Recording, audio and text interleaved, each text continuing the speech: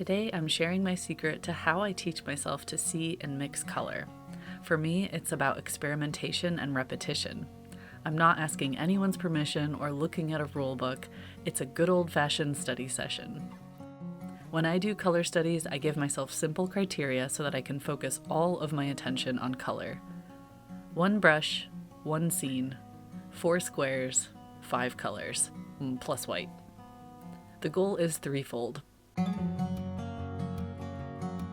To become more sensitive to seeing subtle nuances of color in my reference, to learn how to mix all the colors I need from a very limited palette, and to gain muscle memory for mixing certain colors, so that down the road, this is much more intuitive.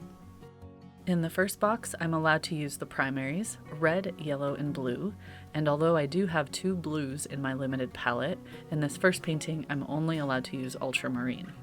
I'm also allowed to use black and white, mainly to aid in creating grays. My time spent painting outside also helps inform my decisions. From previous experience, I know that shadows are far more colorful than a reference photo shows. There are all sorts of fabulous color shifts happening on almost every surface. But as I sit here now, I must decide how to best distill all of that information to create an interesting painting.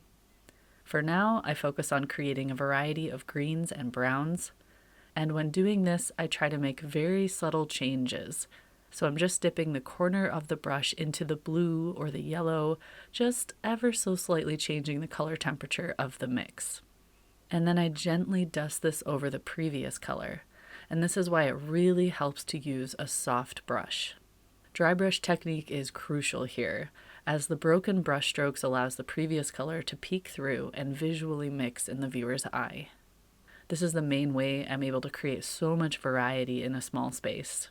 If you'd like to see a full tutorial on how I painted this, along with 3 other color combinations, check out my latest episode of Behind the Brush, a series of videos available to my Patreons about what goes on in my mind while I'm painting. These videos are not just about the how, but about the why. Have you ever viewed an artist's work and just thought, wow, that is insanely gorgeous? How did they mix such perfect color? They make it look so easy. Yeah, me too. And although that can sometimes leave you feeling deflated, like you'll never be able to achieve such beauty, try to look at it this way. Every single artist you admire started with the basics. They had to learn how to mix green and orange and purple. Each of us had to decide to pick up the brush and start mixing. Understanding the basics will really help, which is why I'm a huge advocate for using a limited palette. In doing so, you are forced to mix all of those greens, oranges, purples, browns, and grays. The very act of mixing, of making the quick decisions over and over, eventually becomes muscle memory and allows you to paint more intuitively. Over the years, I've done these kinds of studies hundreds of times. And although now I'm more disciplined and focused on specific goals like learning how to use grays, I truly believe this habit of doing frequent color studies is one of the greatest contributing factors to my growth. Pick any subject, any reference photo. Create 4 to 6 small squares on your paper and select 3 primaries plus black and white. For each box, choose a different focus. My top 2 boxes explored the differences between ultramarine blue and helio turquoise.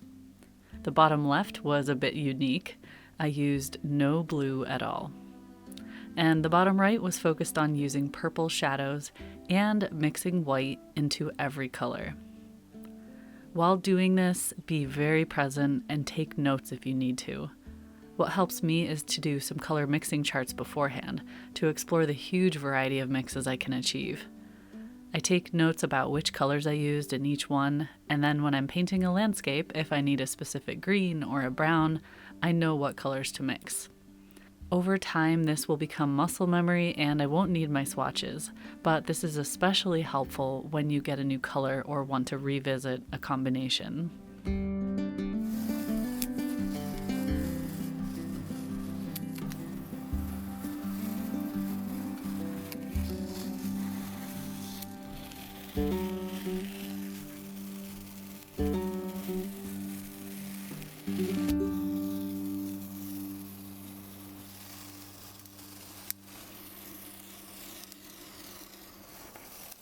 hope this was inspiring and motivates you to do your own color studies so you can continue growing your skills in seeing and mixing color. Don't forget to give the video a thumbs up if you thought it was helpful, and subscribe if you want to see more like this in the future. Thanks for watching, everyone. Take care.